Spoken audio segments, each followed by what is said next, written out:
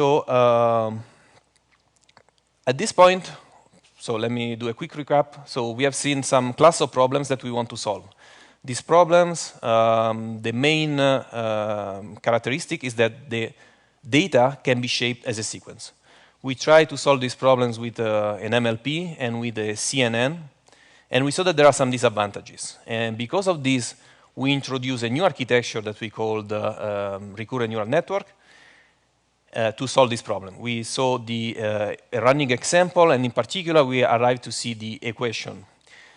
The two very important points about the RNN that we'll need to remember are, the first thing is that it runs on the sequence one element at a time.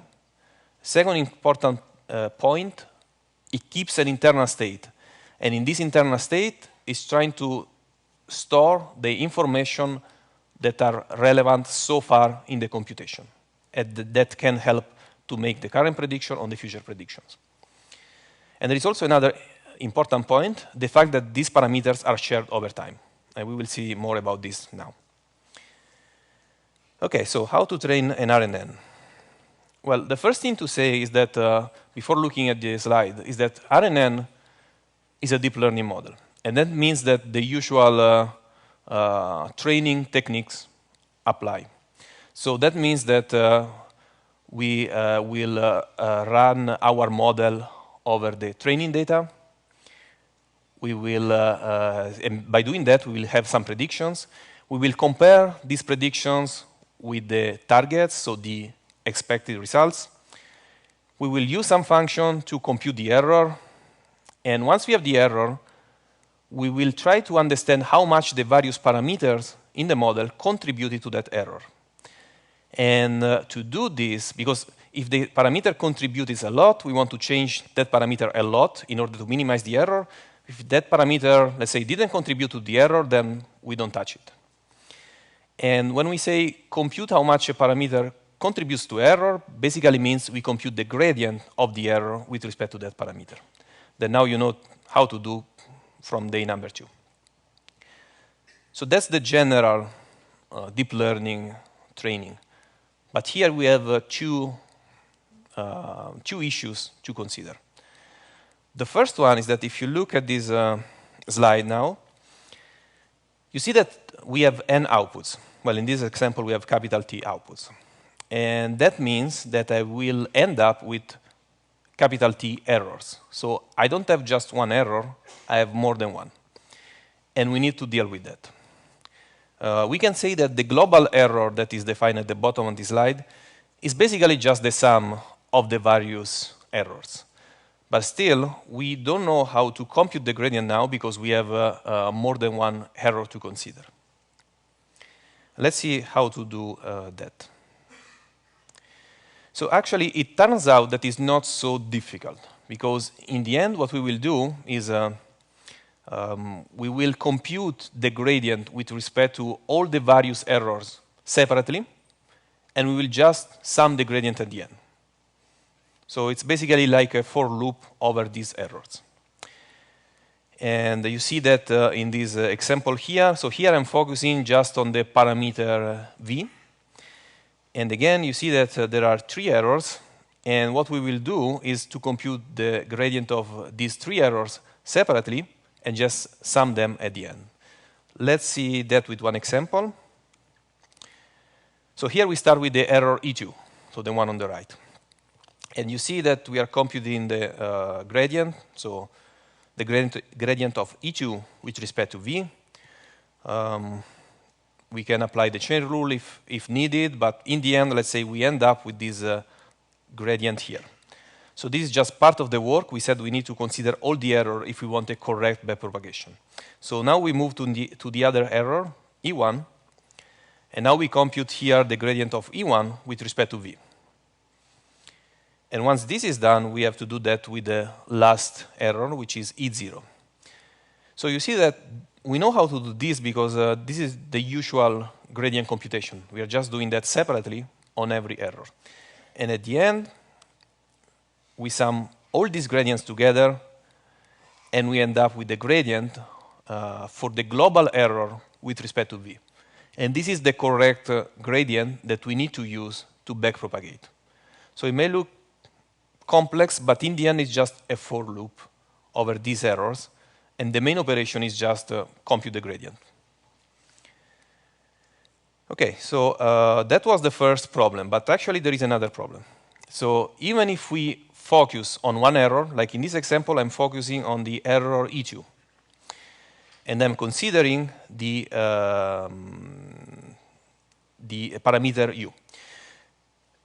Given that we share the parameters in the computation, this parameter u can be maybe has been used more than once. And in fact, in this case, you see it has been used 3 times. So that means that we need to account for all these 3 times when doing the computation here. So and this is called backpropagation through time, which is sort of a fancy name just to indicate that you see that we are not only consider the parameter at the current time step, but we are also considering the past ones. So it's like going back in time. But even if we focus on one error, maybe the parameters has been used more than once because it's shared over time. So let's see how to fix this. And the idea is actually the same as before.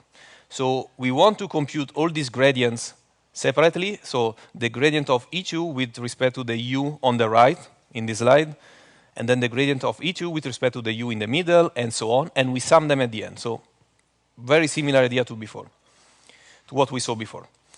And again, I already mentioned why this is called backpropagation through time. I will go into, I will show an example. So it will be clear what we are doing. So you see here, I'm just considering E2, and I want to compute the gradient with respect to u.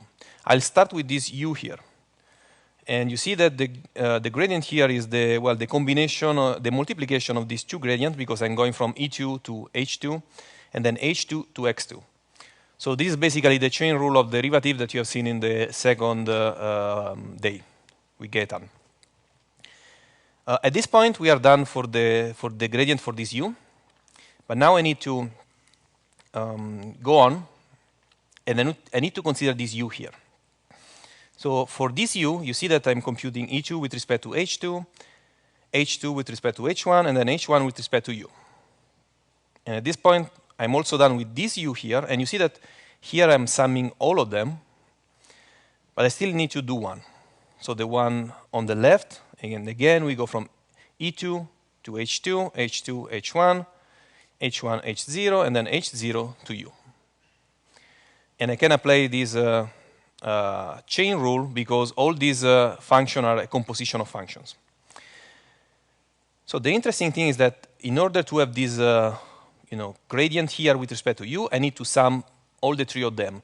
And one thing that is interesting that is happening, and we will see it will cause some problems later, is that you see that the more we go on the left, so the more we consider u that are far away in time, let's say, the more this chain of multiplication is getting longer. And we'll see this can be a problem.